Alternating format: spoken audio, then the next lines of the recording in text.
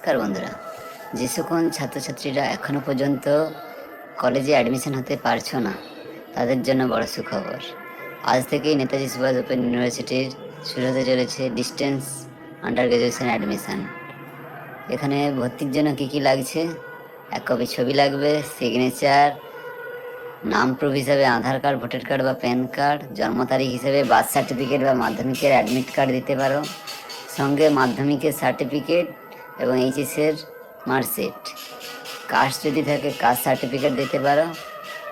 Admission তাহলে কবে থেকে শুরু হচ্ছে?